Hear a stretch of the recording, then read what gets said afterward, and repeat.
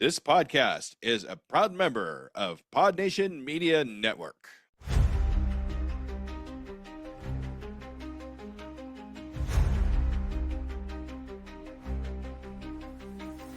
Flicker of reels, the shadows crawl. Curtains rise, a ghostly sprawl. The frames are whispers, the stories call.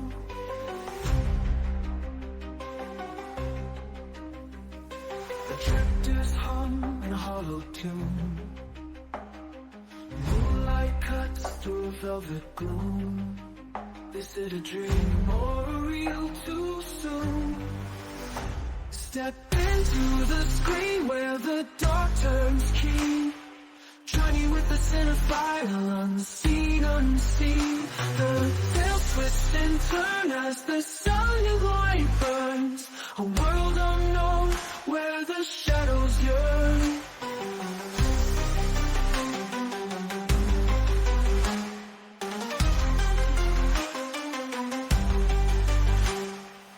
Hello and welcome, listeners, to Journey with a Cinephile, a horror movie podcast, where we take a deep dive into the world of horror cinema, from the eerie classics to the latest spine-chilling releases.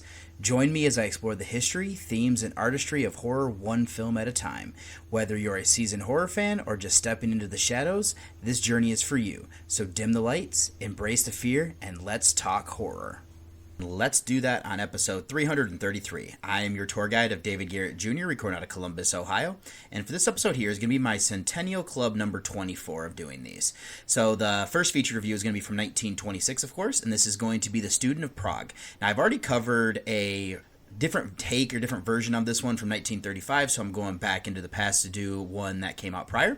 And then I'm pairing this up with Undertone. Kind of debated whether I was going to check out. There's a couple movies that I was going to go see at the Gateway Film Center. I'll get into the other one here in a minute.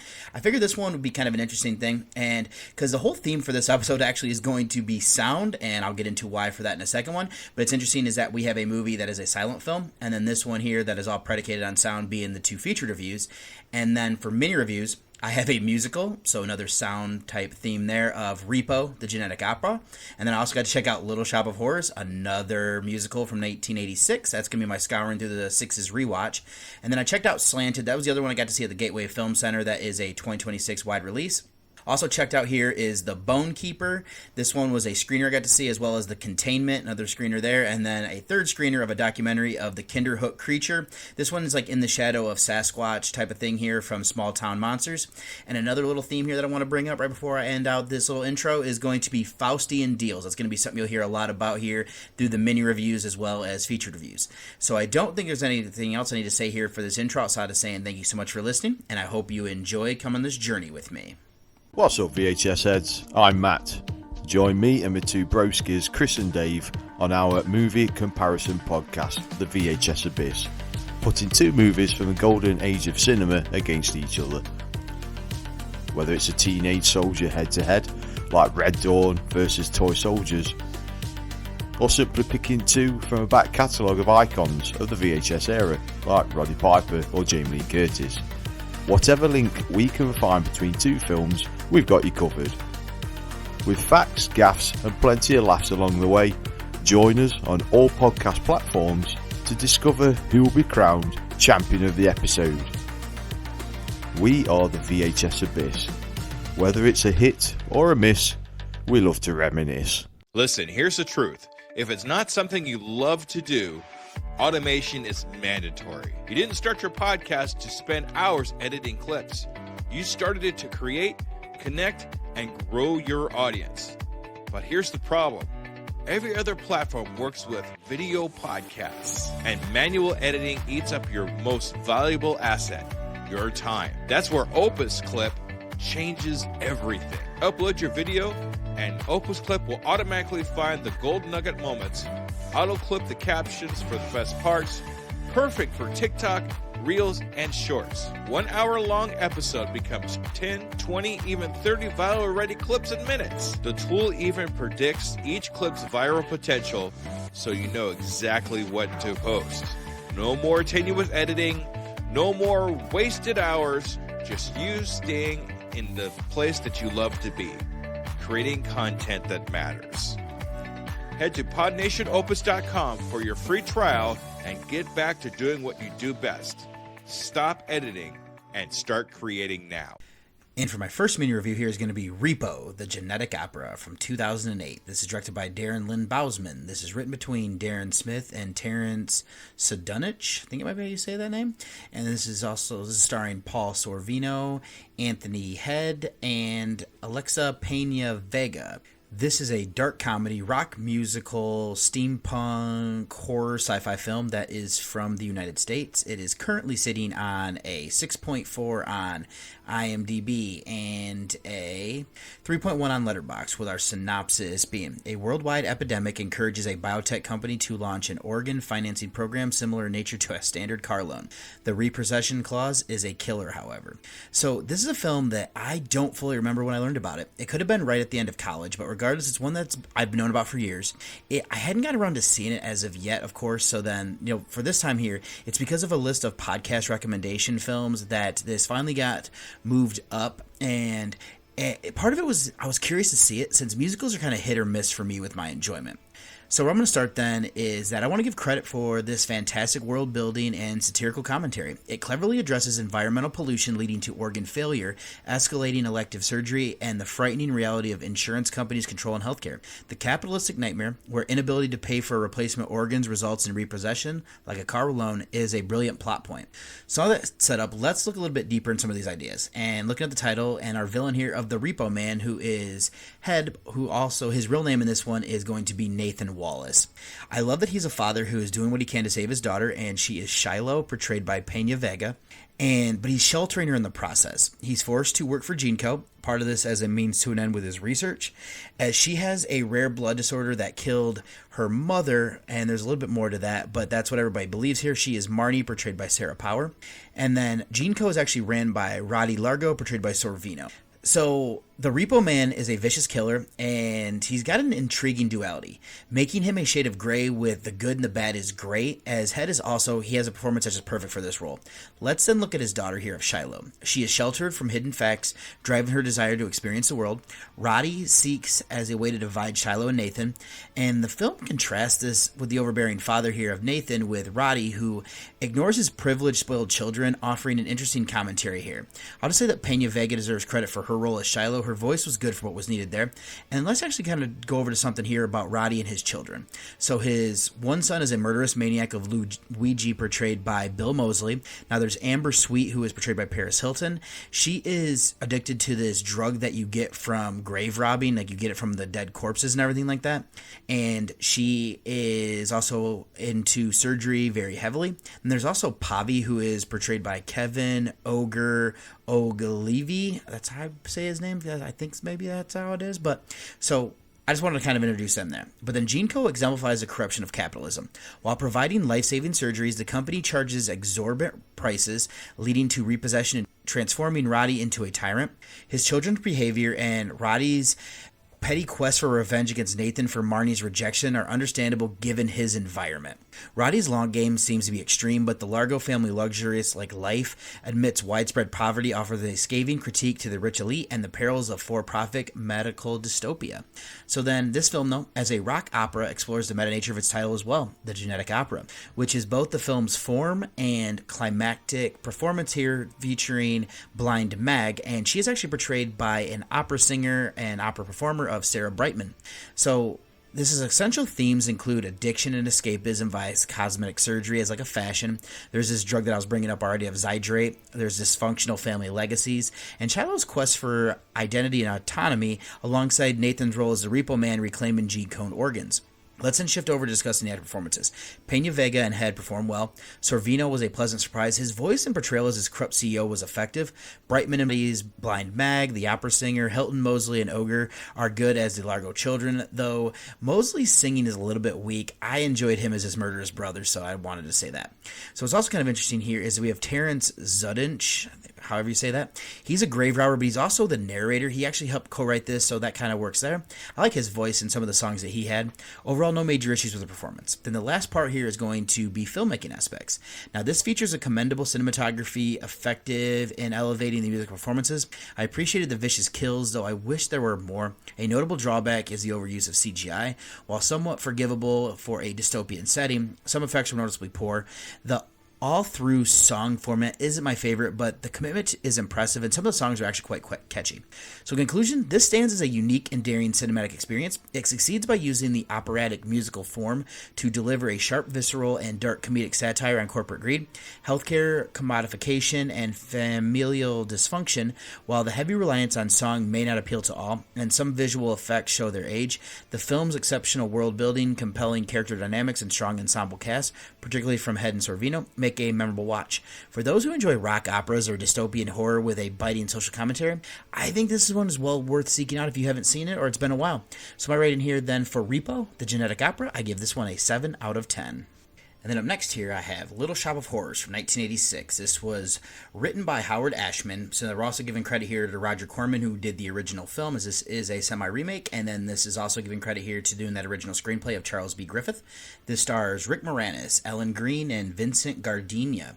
This is a dark comedy, farce, monster horror, pop musical, rock musical, supernatural, tragedy, comedy horror film that is from the United States. This is currently sitting on a 7.1 on IMDb and a 3.9 on Letterboxd for a synopsis being. Nerdy florist finds his chance for success and romance with the help of a giant man-eating plant who demands to be fed. So this is one that I used to watch all the time when I was growing up. It always seemed to be on the movie channels. Something funny is that one of the most famous songs from this one was sung at a karaoke where I was at one time, and I was one of the few people that knew what it was from. So now I've given this a rewatch as with another critical watch as part of my scouring through the sixes. I did it right before starting the podcast, so that's partially why I'm redoing it. So I'm going to start off with that this is a fun film. I'm not always the biggest musical fan, but I like when the songs come at different intervals, which keeps the movie moving. They are catchy, so that helps. There's some good commentary here as well, which adds to the overall product for me. I'll just end this opening by saying that I truly do love this movie. So focusing on this version, I prefer it to the original, as it successfully builds on the solid foundation. With less horror due to its musical format, it maintains the excellent Skid Row slum setting. The story centers on a struggling flower shop and its nerdy florist with a fascinating discovery. So that nerdy florist is Seymour Krelborn, portrayed by Moranis, and it's ran actually by Mushnik, who is Gardenia, and then also working there is Audrey, portrayed by Green. And this discovery he makes is a plant that he dubs Audrey 2, and it's voiced by Levi Stubbs of the Four Tops. And so what we end up getting here, though, from there is it's well developed. We have some flawed characters that enhance the narrative. The backstory is also something that just, you don't need anything more than it. A strange plant appears at a shop after an unexpected solar eclipse. That's enough to kind of roll with. I then want to focus on Seymour. Life's hardships have left him with low self-esteem, but his fascination with strange plants leads him to cultivate the one that he finds. His moral ambiguity is a key point. He inadvertently contributes to a tragedy to protect Audrey from Oren, who is Oren Scrivello, DDS, dentist, who is Steve Martin, and then covers it up. That would be Seymour. So then he later manipulates Mushnik's demise. The fame and desire for Audrey motivate him, while Audrey too coerces his actions. Moranis' performance and singing, I actually think, are pretty excellent. I'll then focus on the theme, specifically consumerism. Now, the flower shop's survival and Seymour's fame hinge on a Faustian bargain with Audrey too. Both Seymour and Audrey's shared desperation to escape Skid Row fuels this ambition for the American dream, a suburban home and children. Audrey 2's insatiable hunger highlights the dangerous cost for that success. Toxic masculinity is also another minor theme here. So the acting is strong. Stubbs kills it with his voice of the puppet Audrey 2, bringing great energy. Moranis is perfect as Seymour, portraying a tameness despite his actions to keep the plant alive. Green's singing was amazing. Her speaking voice was kind of annoying. I'm guessing that was partially by design. Gardenia and Martin were good in their roles. Finally, we also have cameos here by Tisha Campbell-Martin, Jim Belushi, John Candy, and Bill Murray. They're all fun here. So the filmmaking is well executed, particularly the cinematography. While Skid Row looks like a set, there is some charming that comes with it, given the film's being adapted from a stage play. So the stage play was adapted from the movie, and then this is adapted from that stage play. So the practical effects are truly great. Frank Oz and his work with like the Muppets, he brings some of that here to bring Audrey 2 to life. The musical format allows for suspension of disbelief during some of the dreamlike numbers, which benefits the film. The plant's vivid colors are a nice touch, and the lack of blood is actually not that big of an issue. Let's then go over to this own section here with the soundtrack and what was needed. I do love the like doo-wop style music that comes from the chorus line that we get, and that is actually Crystal, who is Tanika Arnold. There's Ronette, portrayed by Militia Weeks, and then Campbell, who is Chiffon. And then the whole big thing here is that this is actually supposed to be set in the 60s. So they appear throughout, and that'd be the chorus line in different outfits to fit the scenes. That's great. Standout numbers would be the main theme, the Suddenly Seymour song, and the one that Audrey 2 sings during the climax are my favorites from this one. They're all fun and catchy. They not only help to progress the story, but stand out. So in conclusion, this remains a highly entertaining and well-crafted, musically dark comedy. Director Oz successfully translates the stage production, offering catchy songs, excellent performances, and from a main cast and cameos, and an impressive practical effects that bring the menacing Audrey 2 to life. The film functions as both a fun musical romp and a sharp commentary on the pursuit of the American dream and the cost of consumerism, all while centering on a deeply flawed yet sympathetic character. The successful blend of humor, horror, and heart solidifies this as a standout film of the 1980s and a superior remake in my opinion. So my rating here then for Little Shop of Horrors from 1986, I actually have come up a little bit here. I give this now an 8.5 out of 10. Then I got to the Gateway Film Center to check out Slanted. So this is from 2025, but getting into wide release here in 2026. I'm assuming did some festival stuff. This is written and directed by Amy Wang. It stars Shirley Chan, McKenna Grace, Amelie Zilber. This is a body horror, dark comedy, drama, sci-fi film that is from the United States. It is currently sitting on a 6.1 on IMDb and a 3.0 on Letterboxd, with our synopsis being: an insecure Chinese-American teenager undergoes experimental surgery to appear white, hoping to secure prom queen title and peer acceptance. So I'm going to go ahead and here and say that that character they're referring to is Joan Huang, who is portrayed by Chen. And so this is when I learned about the Gateway Film Center, as a trailer was shown ahead of some of the movies that I was watching at one point. When I figured this was going to be horror, I put this on a list of ones to check out. So this is listed as body horror. That intrigued me. I did hear a local horror podcaster recommend this one over Undertone, which is kind of fitting. They're both on this episode. But I'll be honest, when I was looking through the titles originally, I kind of forgot this was in genre. I did catch this at the theater, so as I was saying, this is going to be actually a Voyage to the Five. It's going to be a 2026 thing for my end of year list and everything like that. But yeah, just kind of wanted to make sure that I connected all those dots there. I'm going to start is by saying that this is exploring some interesting ideas. I do believe that this goes a little bit too ham-fisted with how it handles it. I'm not sure if this goes far enough into the genres that it's using. Something I haven't had a chance to do would be to check out why the writer and director here of Wang made this film. It is clear that there's some personal elements included, and just knowing more would be beneficial, since for me it just falls a bit short. Now that I set that up, let's look at our main character of Joan. I'm not going to say that I can fully connect with her as a Caucasian male. Not completely fitting in is something, though, that most everybody can connect with, at least on some level. As a parent, it makes me cringe with how important she feels high school is. The farther away that you get from that time in your life, you really kind of see how meaningless it becomes, and that's something you can't connect with until you've had more life experiences. So Joan currently believes winning prom queen is the pinnacle, and she has some hard lessons to learn here. So we have some back and forth stuff here between a loving couple and their daughter, and then her parents are going to be Roger, who is portrayed by Fang Du, and then the mother is Sophia, portrayed by Vivian Wu. And so Joan reveals a key difference in their American experience. Sophia tells Joe about how she and Roger left China in their 30s, choosing to not assimilate but to define their own American identity. So Joan, and the plain little stuff here is that Joan actually goes through an experimental procedure that turns her white, and then she actually changes her name to Jo Hunt, and she is portrayed by McKenna Grace from that point. So Joan she grew up in the U.S., and she's still searching for herself, makes a life-altering shortcut. The text heavily critiques making such permanent decisions when you're young, arguing that you should be allowed for reversible mistakes. So the decision then to go from Joe to Joan is interesting. It feels very Stepford Wives. It is driven home by the character of Olivia and her friend group, as that is going to be Olivia Hammond, who's portrayed by Zilber, and she kind of has like the Mean Girls or her clique, and their ritual for like lunch and how they eat the exact containers. That's some good imagery there. I do think that Olivia has a reveal that I picked up on right before it got revealed. There was a comment made earlier that ended up making more sense there, and what I'll say is that Chen and Grace do well at mimicking each other to bring their character to life. Let's then explore some other themes here. Sticking with Joan's choice, which is, there's a kind of theme for this episode, is a Faustian bargain for Western beauty standards, drives themes of body horror. though her change and attempt to reverse it, and there's some generational disconnect here with Joan versus her immigrant parents. The satire is evident in the patriotic business names, including Ethnos, the company responsible for what happens with Joan. Now, Joan's best friend is Brindha, who's an Indian character. She's portrayed by Mathareya Ramakrishnan. If I mispronounced your name, I do apologize. But so Brindha embraces her heritage, standing in contrast to Joan. So I next want to explore the acting. Chen and Grace excellently portray the same character with nuanced body language and mannerisms. Credit to both of them. Wu and Du are great as her devastated but loving parents, a fitting arc. Zilbner works as her secret is quite intriguing. Her crew are the standard bland popular group. Harris's role, he's not a villain, but he's not good. And this is actually going to be R. Keith Harris, who is Willie Singer. He's the guy who runs the clinic that Joan goes to.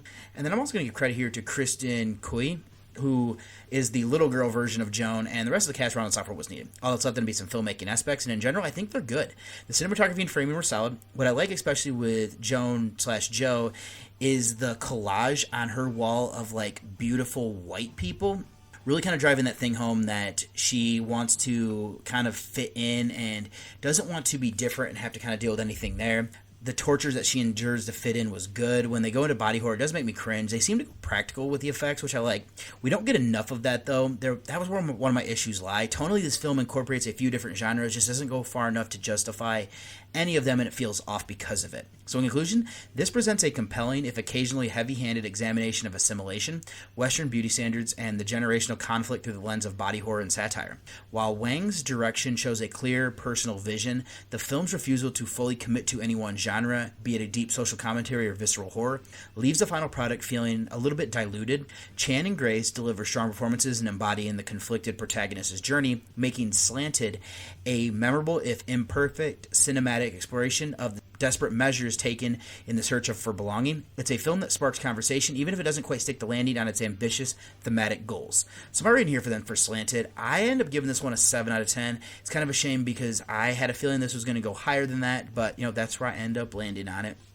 Then I have a screener here for Bone Keeper. This is from 2026, written and directed by Howard J. Ford. It was starring John Rhys Davies, Sarah Alexandria Marks, and Lewis James.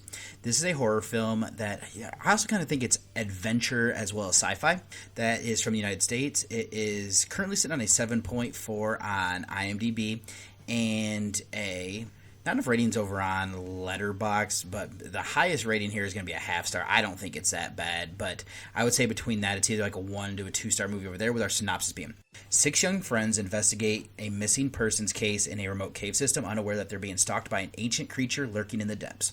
So this one I got the chance to see thanks to Kier from Strike Media. He sent over a press release alerting me that this was premiering at Fright Fest in Glasgow. The title looked to be interesting. Seeing that this was an independent horror film released in 2026 does add to it. It appeared to be a creature feature with a subgenre that I'm a fan of, and that was enough for me to check this out for review. So I'm going to go ahead and start then, is that I like the setup here. I love the idea that we're hundreds of thousands of years ago. There was a meteor that crashed on Earth. We've seen this thing in like the Thing or Creepshow. Having it happen prehistorically and seeking out a nearby cave is good. It is plausible that it adds realism. There is an element here at one point where how the cave provides a similar setup to what brought it to Earth. It just gives it more room to grow. Now that I set up, let's talk more about the creature itself. What I like here is that we get just enough information. So there's a Professor Harrison who is portrayed by Rhys Davies. He does the information dump. He is limited in what he knows, though. There's just an image of this that was recorded by David, who is the grandfather to our main character in this time and like era and everything. But back in the 70s, he went to this cave and actually got it on film. And then the professor, when he was a boy, was also attacked by it, leaving horrible scars on his leg. It also caused him to have like an extended recovery. So then the group that is actually coming here to look for Olivia's mother, and that's going to be Olivia Wheeler, is portrayed by Marks. And then her friend group is going to be Ethan, portrayed by James. Her best friend is Annabelle, portrayed by Tiffany Hammond Daniels. There is Nadia, portrayed by Sophia Alani. There is Ravi, who is Danny Rahim. And then there's Nick, who is Tyler Winchcombe. And then along the way, they pick up Ashley, who is actually a travel influencer who goes by the name Bitchhiker, is Sarah T. Cohen. So then, going back to what I was saying, is that having Ravi and Nadia in this group as that they are like science students or like they are scientists, something along those lines, they're looking for samples which would help to explain more before they're attacked, and I think those are positive as well. Let's explore this group and what they bring here. It's interesting that David, being a journalist, needs to find the truth. he feels like he has abandoned his daughter, and then she has a similar drive to figure out what happened to her father, which feels a little bit like generational disappearances. She abandoned her own daughter, Olivia, who is now coming here to find her to figure out, what happened to her mother. So she has good friends who agree to help, and it does add to this, like the duo that are collecting samples along that would be tagged in there. Let's then go over some of the other themes here, which include like nature being indifferent. This has an uncharted area with a cosmic horror element to it. It is a bit Lovecraftian with the tentacles and being an entity that has been here long before humans. There's a nihilism that comes from it. You can also see that there's this monster being like an apex predator, reversing the food chain and making humans the prey. It is also interesting that this creature collects bones, which is almost like a macabre collection. Then let's go over to the filmmaking. The cinematography and framing are good, enhancing the claustrophobic feel of this isolated cave which is a strong element. The effects, mostly CGI, are generally effective, especially when, they're briefer in shadows, and there's enough that, there are moments where it doesn't lack the polish that was needed. Sound design is fitting, particularly the beast's roar and the reoccurring humming tune that hints at this entity's nature. In general, though, I thought it was pretty well made for the budget they're working with. All that's left then to be acting performances. Mark's as good as our lead. I've seen her previously in a similar sized film, and so far, she does well in bringing her characters to life. I'd also hear that James, Hannum, Daniels, Raheem, Elaney, Winchcombe, and Cohen all work for that rest of that friend group. What I like is that we have a large group that I know each of the characters and their cannon fodder. I like Rhys Davies as our expert character. Other than that, the rest of the cast were fine to round this out for what was needed. Inclusion, this is a solid, independent creature feature that succeeds by merging elements of cosmic horror and claustrophobic survival. The film benefits from compelling historical setup, effective use of the environment, and a narrative built on generational mystery. While the limited budget shows in some of the visual effects, the strong performances, especially from Marks and Rhys Davies, and the thoughtful thematic layering about nature's indifference and humanity's insignificance elevate the overall experience. For fans of isolated setting horror and Lovecraftian creature designs, this is a satisfying entry that leverages its core concepts well to deliver an engaging horror journey. So my rating here for this one, I actually came in with a 6 out of 10 on this one. And this should be hitting VOD here soon from everything that I was reading in the press release. And then I have a last feature that I'm going to be covering for this one before I do a documentary is going to be The Containment. This is from 2024, getting its wide release here in 2026. Directed between Jack Zeghakababi and Yassi Zagha. And then this is written between David De Sola as well as Yassi Zaga. Now this stars Gia Hunter, Fernanda Romero, as well as Charlotte Hunter. This is a drama horror thriller film that's from Mexico, currently sitting on a 4.2 on IMDb and a 2.7 on Letterboxd, with our synopsis being: a dark and sinister being enters the body of an innocent child. So this is a film I got to see thanks to Kim from Dominion 3. Now, Level 33 Entertainment is the company that they're doing, I don't know if they did production on this or at least doing distribution, it seems like. And this is one that I've seen previous stuff from them, and I tend to enjoy it at least enough. Now, the poster sparked some interest. Seeing that this premiered in 2024 makes it a Foray Through the Forest watch, but this is going to be on my 2026 end of year list, so just want to make sure that was known. And where I'm going to start is that this is a tough subgenre to do. So this is kind of one of those like possession, exorcist type films. And The Exorcist was the pinnacle. And unless you can do something different to stand out, it usually kind of just feels like a retread. So I will give credit here that this does try some different things. So the person who ends up being possessed in this one is going to be Carolyn, portrayed by Gia Hunter. And I thought they do some interesting things with how the entity takes her over, as there's a scarab beetle that actually crawls in her mouth while she's sleeping. There's some reveals here that I wasn't fully expecting, and how it all plays out was intriguing. It does fall short for me with certain things being underdeveloped. So the central family that we're following here, the father died from an accidental fall as he was wheelchair bound and fell down the stairs, like I was saying. So there's children here of Carolyn, and she has a younger brother of Don, who is portrayed by Gabriel Bonilla. Now, a key issue here is that Carolyn's been acting out since her father died, and these two children are grieving differently. That's what I'm getting at here. Don hasn't spoken since. Now, a key issue is that we lack a pre-tragedy baseline for Carolyn. The reveal that she blames her mother for the death because of him being paralyzed from a car accident that she was driving.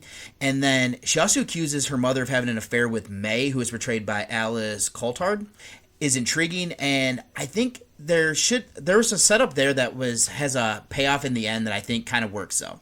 So essentially this is a possession film centered around this entity potentially older than Christianity. Carolyn is possessed for most of the film, and I want to give credit here to Maria Isabel Bennett doing the unsettling voice, and it effectively clashes with Carolyn's body. So the entity's entry via scarab beetle and its appearance as a mobile moving tattoo under her skin is intriguing. Carolyn's attempt to expel it was effective, and while more information could be helpful, an exposition dump isn't always something that we need, and so I'm kind of glad if you don't have somebody who is like a complete expert, don't do it. Something that added enjoyment here is how religion refuses to help. The central family isn't religious, so in theory, it wouldn't even do anything, but we have a sister, Esperanza, who is portrayed by Romero. She tries to get approval and is denied. There's a father, Robert, portrayed by Edmund Den, who is dealing with a problem of his own. There's a dark element here where the demon knows something happened to Esperanza that it shouldn't be able to and points it out. I wasn't sure if this was directed because of Father Robert or this bishop who's portrayed by Roger Cudney. I don't know if either one of them are responsible, but it could also be someone else, and it's just a dark that the church won't help or even look further into this. Other themes I want to include that were explored would be like external evil versus the darkness inside. There is something that stands out here with Carolyn. I don't want to spoil how it plays out. The failure of institution is something that I've touched on with religion. You can see it where like the doctors can't figure out what is wrong medically. They do not find anything. And there's more of like a hidden identity as to why. And then there's also this idea of hidden identity with things that characters are harboring. The transformation leads to a rebirth thanks to this possession. The title becomes quite clever there as well. So moving to the acting performances, Gia Hunter is solid as our lead, but lacks like a pre-positioned baseline, so it limits the impact. Charlotte Hunter is acceptable as the mother, even though she lacks a sufficient concern at one time. She actually slaps her daughter for being late, but she knows that her daughter is possessed, so that kind of doesn't necessarily fit. Bonilla works as the younger brother who harbors a dark secret. I liked Romero and also her friend of Marnie, portrayed by Leila Yavetta. Bennett's demon voice adds a necessary creepy element, and the rest of the cast filled their roles adequately for what was needed. All that's left then to be some filmmaking stuff here. This is mostly well made with effective cinematography and framing to capture the area. Something of note here is that the town that this takes place in is Fayetteville, Arkansas, which I know is where the University of Arkansas is located.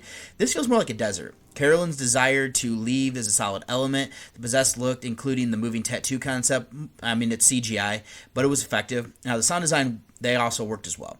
Overall, this is utilizing some intriguing concepts, but doesn't fully cohere and go far enough. For me, though, in conclusion, this is a possession film that attempts to distinguish itself with a well-trodden subgenre, utilizing unique concepts such as the scarab beetle's entry and the physical manifestation of this entity as a moving tattoo. While the film presents intriguing themes like the failure of institutions, the collusion of external evil with internal darkness, and a clever use of the title, it ultimately struggles to fully flesh out its narrative and characters, particularly lacking a clear emotional baseline for its lead. Despite solid technical execution and compelling performances from the supporting cast, the underdeveloped character motivations and narrative threads prevent this effort from fully standing out, making it an ambitious yet ultimately flawed entry into horror canon.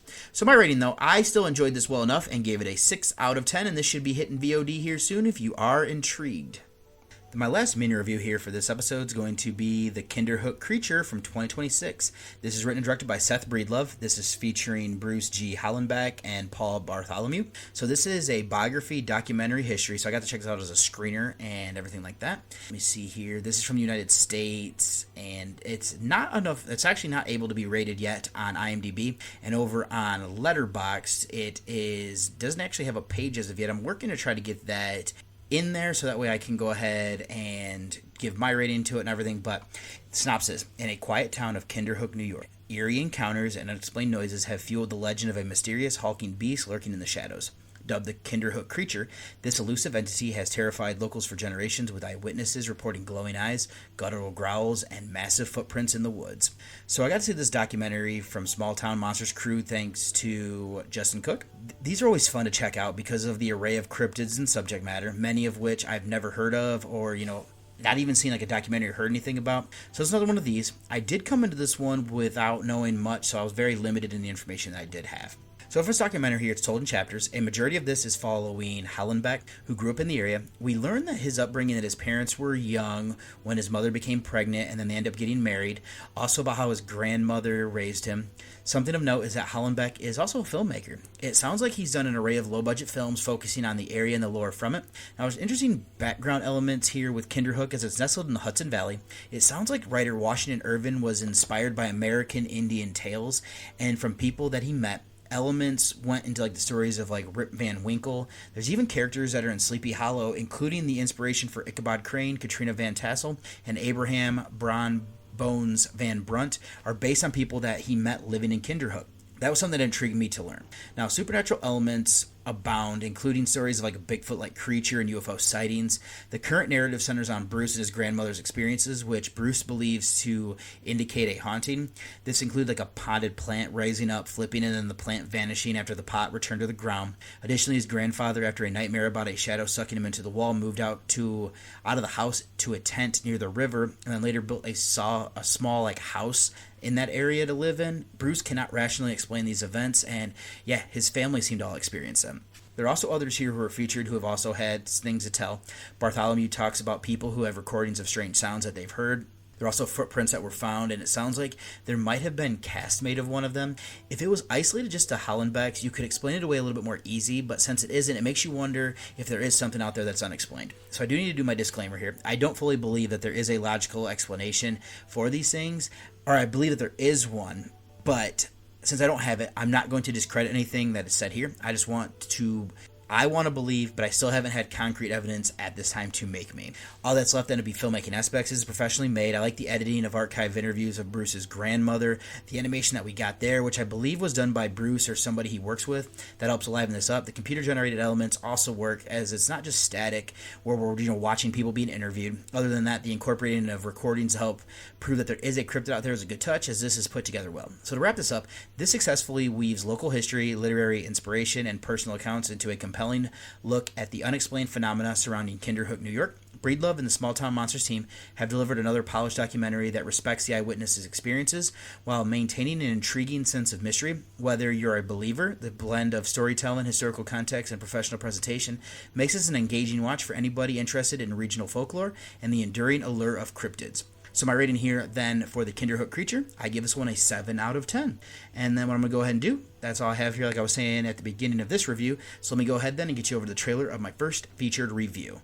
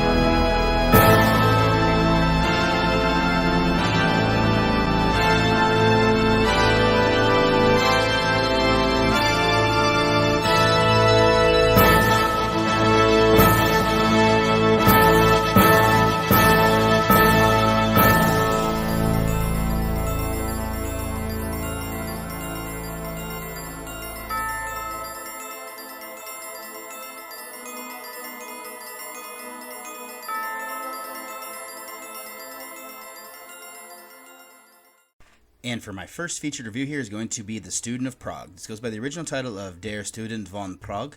This is from 1926, directed by Heinrich Galeen, who also co-wrote this with Hans-Heinz Ewers. I think Ewers actually wrote the novel, I believe, and yeah. So this is starring Konrad Veidt, Eliza Laporta, and Fritz Albertine, while also featuring here Agnes Esterhazy, Ferdinand von Alten, Werner Cross, Eric Kober, Max Maximilian, Marion Alma, Aldolf, Peter Hoffman, and Sylvia Torf. This is a German drama horror film that is from Germany. It is currently sitting on a 6.9 on IMDb. Nice. And a 3.5 on Letterboxd with a synopsis being: Balden, tired of student life, longs for love but is hampered by his poverty. Indifferent to Ledushka, he is unexpectedly offered wealth by the mysterious moneylender Scapinelli, but with a strange caveat. So Balden in this can be portrayed by Veidt. We have Lindeschuf portrayed by Laporta, and then Scapinelli is being portrayed by Krause. So this is a film that jumped on my radar when I was compiling my list of horror films from the 1920s. So there's a couple different versions of this film. It was another reason that I knew about it. I've seen the version from 35. Actually, I believe I covered it on the podcast last year. I was intrigued to see this one, as I've seen other films that were written by Galeen. This is the first one I've seen that he's directed, and seeing that this is also starred Veidt also made me excited. So this is a Centennial Club watch that doubles as a scouring through the sixes. And let's do some feature notes then. Let's start with our director. Like I said, Galeen has helmed 10 features in one short. First of his I've seen. Now he has 3 in genre. He did The Golem from 1915. I have not seen that version. And then he also did All Rain, or A Daughter of Destiny from 1928. So that's on the list here a couple years from now. Then there's also an assistant director here of Kober, who also is a student in this. This is their only credit as an assistant director. Now to the writer here, and we're going to go ahead and look at Galeen again, as he did this for 18 films in one short. I've seen 4. All in horror are the ones that I've seen. 6 that he's done are in genre. I've seen Nosferatu, The Golem from 1920. I think it's like The Creature That Changes the World or something along those lines. He also did Waxworks that I've covered on here. And the only thing I'm missing right now is the 1915 version of The Golem and All Rain. And their other writer is Ewers. He did this for 6 movies in one short. It has 2 in genre, with the other one being Die Eisbrat, and that's from 1913. Let's move to the cast. I'm going to first start with Veidt. I've seen 6 of his 117 works for 5%. Also has 4 shorts. 14 of what he's done are in horror. I've seen 5 for 35%. I've also seen The Cabinet of Dr. Caligari, The Man Who Laughs, The Hands of Orlok, Waxworks, and now this. The top 3 that I'm missing, and some of these could actually be lost. He was in The Last Performance, Eerie Tales, and The Head of Janus. I know that last one is a missing one. I actually realized I didn't do the percentages for Galeen. I've seen 22% of the films that he has done that are just in general, and I have seen then 67% of his ones that are in horror. Just wanted to include that. So then finally, let's move over to the co-star then of Laporta. She was in 10 motion pictures, first of hers that I've seen, only 1 in genre. Then there's also going to be Alberti. He was in 49 features in one short. I've seen 2. He was in Metropolis, which isn't horror, and this is the only horror film that he ever did. All right then, for this movie here, we start this off seeing a grave. We learn that it's for Balden. He is considered the greatest fencer in Prague. He also gambled with evil and lost. We learn that this led to his downfall. Then we see a group of students who are walking along a path that leads to a pub. They are here for a party. Amongst them is Lidushka, who is a serving girl. She's in love with Balden. Now, he is down because he's poor, and also being a student. There's an interesting moment here where a guy gets intoxicated and rips Lidushka's apron. Balden steps in, challenging him to a duel. So then, something else that we learn about here is in the area is a hunting party. This is led by Count von Schwarzenberg, portrayed by Alberti. His nephew is engaged to be married, and this nephew is Waldus, who is the Baron, and he is portrayed by Ferdinand von Alten. Now, his fiancée is a former singer. I think that she is at least in this version. So she is Margette, portrayed by Esterhazy. So the hunt is for a boar. And what ends up happening here is they get on the trail of a fox, I believe. And then we actually watch this odd man who is watching all this from like a little like cliff almost, his little hill. And then we see that he's using his abilities to control this fox, and in turn he causes Margitte's horse to go crazy. Now she is saved by Balden, who then falls in love with her. We then shift over to Balden's apartment. Lidushka gives him a small bouquet, but he rudely tosses it out after Waldus outdoes him in that Balden was trying to give it to Margit Waldis came in with a much bigger bouquet.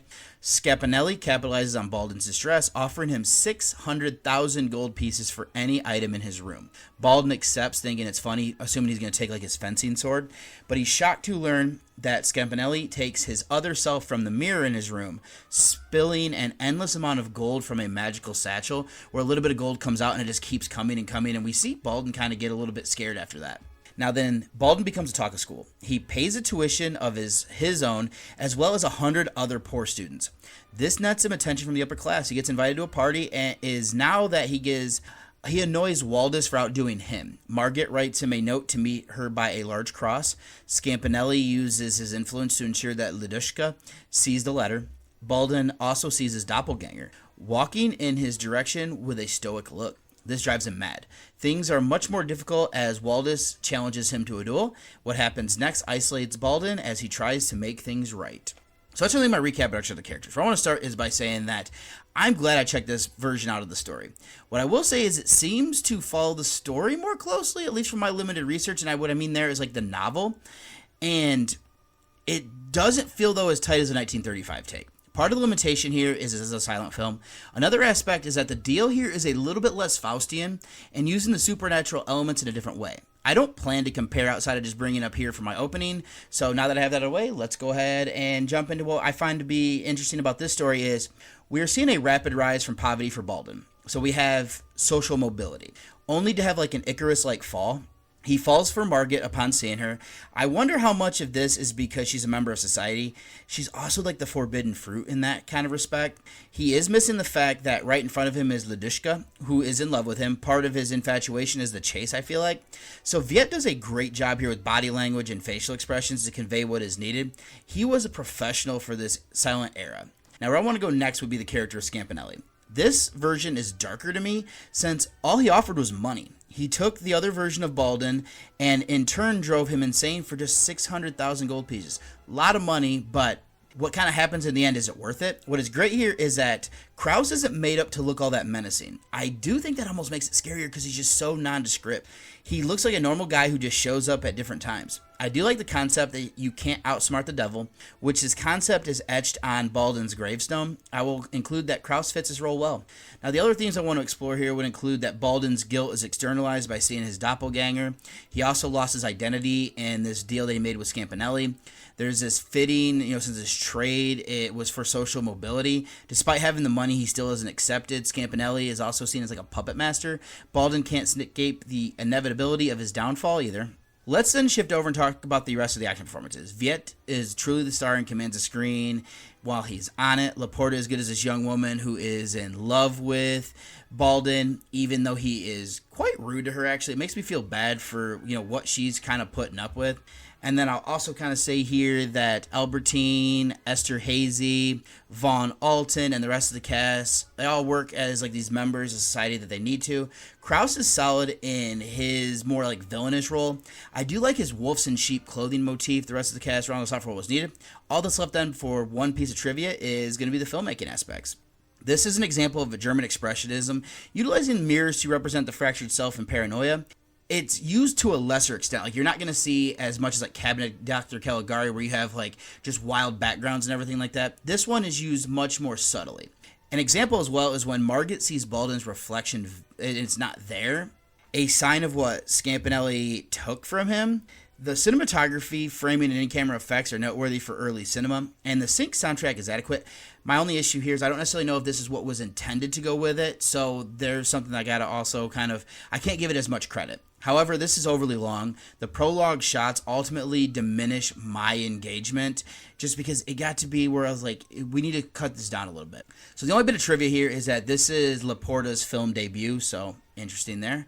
And what I will then end up saying is, in conclusion, the 1926 version still stands as a compelling piece of German expressionist cinema and an important take on the classic Faustian trope, even if it lacks the tightness of later version. Driven by a masterful performance from Viet and supported by the menacing presence of Krauss as a puppet master Scapinelli, this effectively utilizes the themes of social anxiety, guilt, and the externalization of a fractured identity. While some of the pacing is slower by modern standards, its innovative use of cinematography, symbolism, and in-camera effects solidify its place as a significant horror film of the 1920s that remains worth seeking out for its moody atmosphere and psychological depth. So my rating here for The Student of Prague, the 1926 version, I give this a 7 out of 10. I still enjoyed it despite, some minor issues here and there. I'm not going to do a spoiler section. I don't necessarily think there's anything deeper I need to do there, so let me go ahead then and get you over to the trailer of my second featured review. Hear something. Welcome to the Undertone podcast, where we talk about all things creepy. I'm your in-house skeptic, Evie Babbage, and my believer co-host says he has a real treat for us today. We're listening to 10 mysterious audio recordings from an anonymous email. Oh my God. Are you implying there's hidden messages in it? Let me play it back in reverse. Play the next one. Let's find out. What is that? Where's that coming from? Sing it good and loud.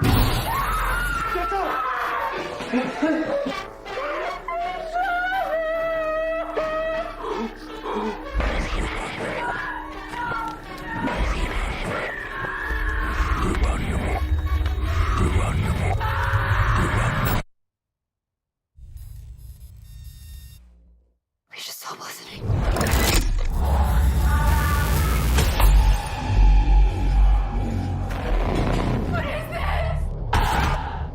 What if we unleash something?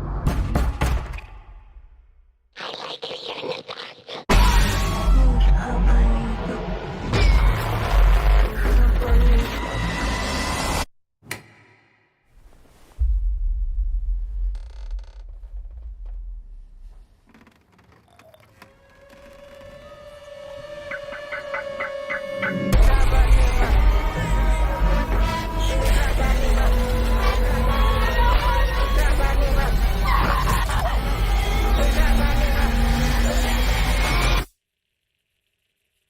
You shouldn't have called out to her. It's what she wants.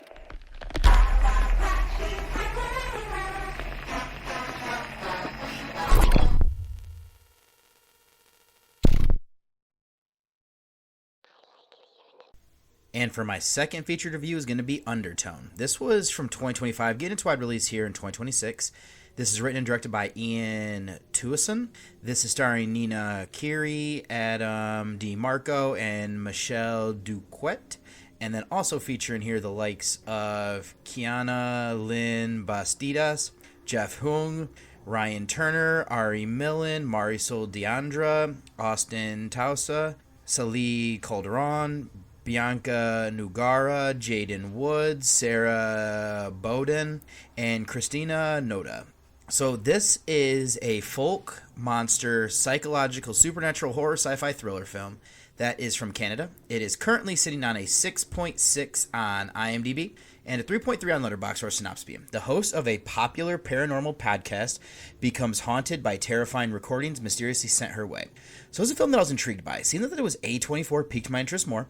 And then the bit of the trailer I saw made me leery of the character that we would follow. It also was going to hinge on the sound design due to what the title was. I did catch the opening night at the Gateway Film Center. This is a Voyage of the Fives watch that's going to be on my 2026 horror film list. So then let's do some feature notes. I'll start with the director here of Tuason. This is their feature film debut. He is also connected to direct next year's Paranormal Activity 8. He also wrote this, has the same 2 credits there as well. Then moving to the cast, first is going to be Kiri. They have 18 films and 2 shorts. First of their works that I've seen have 4 in horror. I've not seen The Heretics, Let Her Out, or The Haunted House on Kirby Road. Then her co-star of DiMarco has been in 22 motion pictures and 4 shorts. I've seen him in 2. Not horror would be Star Trek Beyond. Has done one other one in genre with Girl House. I have not seen it, but it's on my list to check out. Then last is going to be Duquette. She has been in 15 works. I've seen 3. Not horror is Police Academy 4, Citizens on Patrol, The Virgin Suicides, and did one other horror film called Cough from 2007. So this movie here, we are following Evie Babick, portrayed by Kiri. She is back home with her mother who is dying, and she's portrayed by Duquette. So Evie does a podcast with her friend from high school. I think that's how it works out there. Now, he seems to live in London. This means that Evie has to record at like 2:30 in the morning due to the time difference. Now, her co-host is Justin, who is voiced by DeMarco. We never actually see him, just hearing his voice. So the name of their show is The Undertone. She is the resident skeptic where he wants to believe. Now for their next show, Justin received a strange email. It contains 10 audio clips. He listened to the first couple, which gets him mocked by Evie. They decide to listen to these while recording to get their, legitimate reactions. Now the recordings are of a couple. Jessup is voiced by Bastidas, and then Mike, who is portrayed by Jung. Now early into this, we hear songs and words spoken backwards. Justin thinks he hears things where Evie doesn't believe. The recordings make her uneasy, and she needs to take a break, so they decide to finish up at a couple days later. As Evie listens to these clips, her unease grows, tied to personal struggles as the lone caregiver for their mother. She also feels like she has disappointed her mother as well due to her mother having strong religious beliefs. Evie makes an unexpected, perhaps unprepared for discovery. Her boyfriend Darren, who is voiced by Ryan Turner, misses her and invites her to a party that he is throwing for her. She notices strange coincidences between the recordings in her life, exacerbated by a lack of sleep. Justin offers to help and scrap the episode, but Evie insists on finishing even as she spirals deeper. So that's a leave my recap and introduction of the characters. So this film has a shallow story, and it gets a little bit repetitive. But let me get into an early gripe here. It's too repetitive.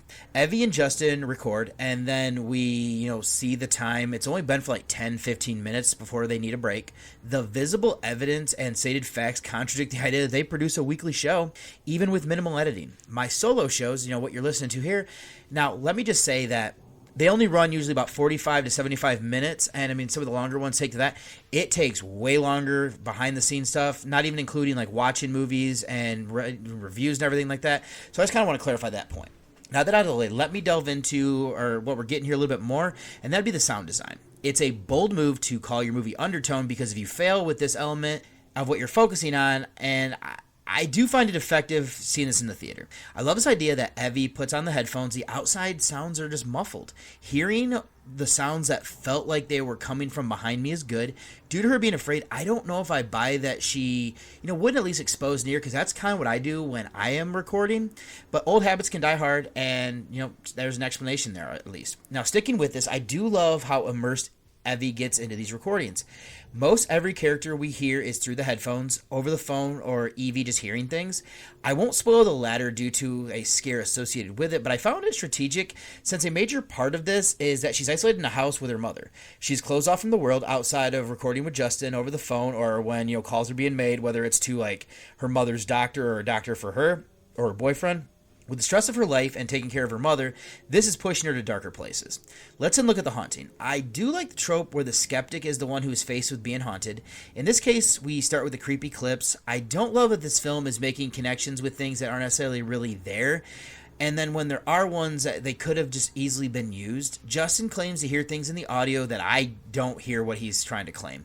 It feels like he just wants to believe so badly. I do think there is a missed opportunity to clean up some of the audio where the connections were being made more, and it would help to make things a little bit stronger, but it kind of feels like, and I was talking to my buddy Tony over Letterboxd about this, is that it doesn't fully feel like it knows what it wants to do. Something else I do like is listening to these recordings in reverse, to reveal hidden messages. This is an aspect that needs to be cleaned up that I'm talking about.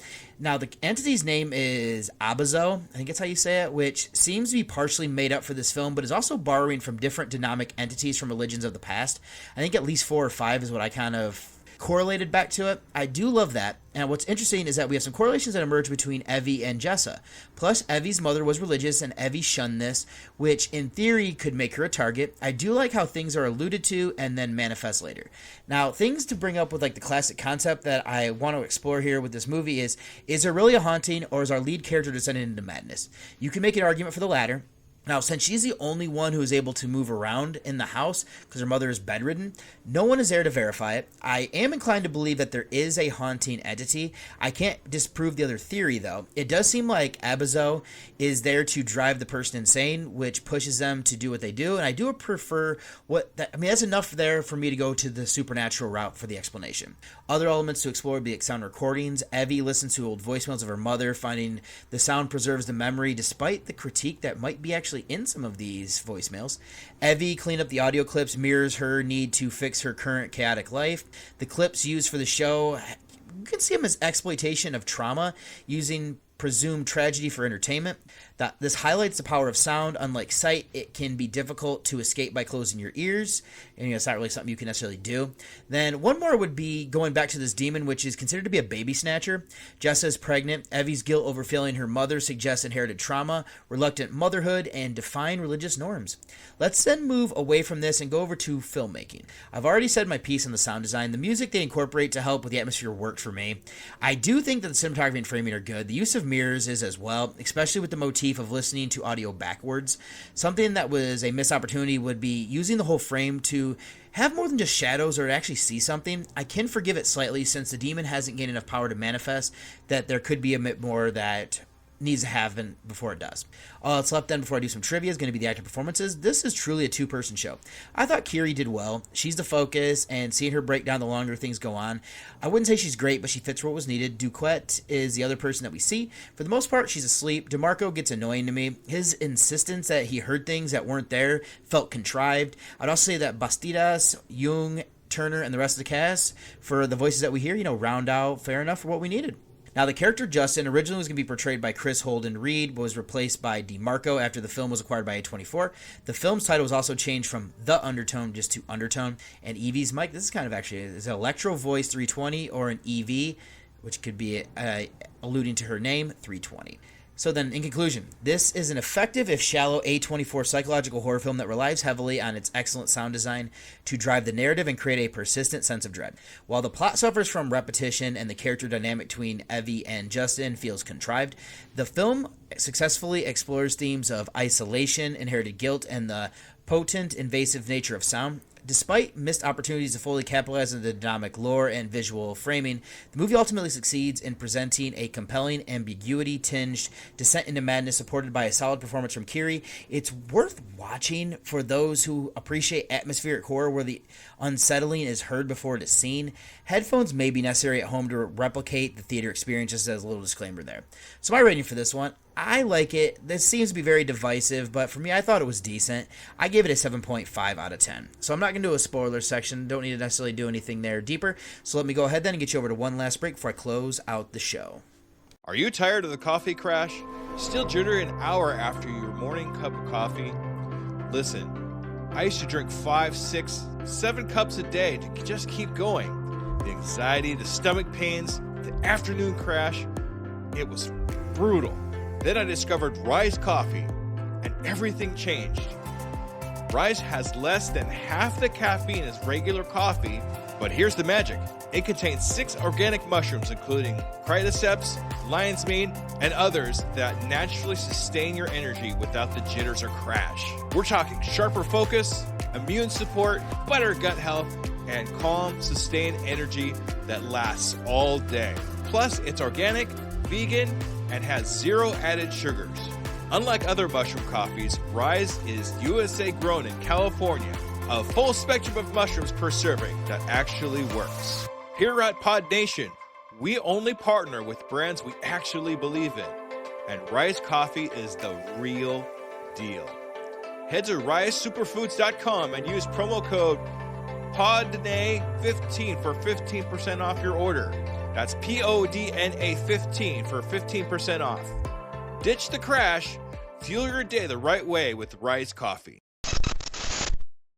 Pod Nation TV has you beamed up with Out of This World award-winning podcast found exclusively on Pod Nation TV. Download Pod Nation TV for Roku and Fire TV. Pod Nation TV, Out of This World. And welcome back. So if you'd like to send me any sort of feedback, anything you want read on the show, or any screener requests, anything like that, you can send those to journeywithacinephile@gmail.com. If you'd like to read any of my written reviews or see any of the old past podcast episodes, all of that is being stored over at Journey with a Cinephile. That is my blog, and that's going to be horrorreview.webnode.com. If you'd like to follow me and become friends on Facebook, it's going to be David Garrett Jr. is my name over on there. There's going to be a link in the show notes. And then if you'd like to follow me on Twitter, it's going to be be Buckeye from Mish. And then if you'd like to follow my Letterboxd page where I have all of my reviews, whether that is going to be horror or non-horror, that's going to be David OSU is my name on that. Instagram and Threads, I'm David OSU87. Over on my personal Instagram page, you might see some of my family stuff every now and then whenever I remember to post something. My wife is much better at it than I am. But then if you'd like to follow the Journey with a Cinephile Instagram, that's going to be Journey with a Cinephile, all one word. And then also direct you, if you'd like, to the Discord channel. That's going to be the Nightclub Discord, but I have a page over there. And there's also some other great pages of other shows and them kind of messing around and everything like that. Do highly recommend if you want to go ahead and check that out. And then the last thing I'll actually say here, if you would like to listen to the show a day early, this is always going to be streaming over there on the PodNation TV app. So I will have, once again, a link in the show notes for that if that is something that you're interested in. So, yeah, there's some great stuff here. There's some great shows on some of these other networks and stuff. I highly recommend checking them out. And for my next episode is going to be another of my Centennial Club episodes. It's going to be number 25, and this is going to be my feature reviews. So my plan is to go to the Gateway Film Center to check out Ready or Not 2, Here I Come. Shouldn't be that big of an issue. It just depends if I'm going to watch it as of the night I'm recording this, or if it's going to be the one that I'm going to check out the next day. Regardless, I'll have that as one of the feature reviews, and the other one's going to be The Magician. This is from 1926. This one, I know that both these are going to be, I'm assuming, a little bit of a supernatural twist, maybe a little bit of magic mixed in with both of them, so I'll figure out what the through line is going to be there after I do that. And then my Scouring Through the Sixes rewatch is going to be Manhunter. I've only seen this one once. This is a different type of take on the Hannibal Lecter story with Brian Cox. And then I have at least 2 screeners I'm going to try to sneak in here. I'll have more mini reviews on top of that. I'll figure out what the thing's going to be there. But don't think there's anything else I need to say here for this outro except saying... That wraps up this episode of Journey with a Cinephile, a horror movie podcast. Thank you for joining me on this exploration of horror cinema. If you enjoyed the show, be sure to subscribe, leave a review, and follow along for more deep dives into the macabre. Until next time, keep watching horror, and remember, fear is just a frame away. It had been a wonderful evening, and what I needed now to give it the perfect ending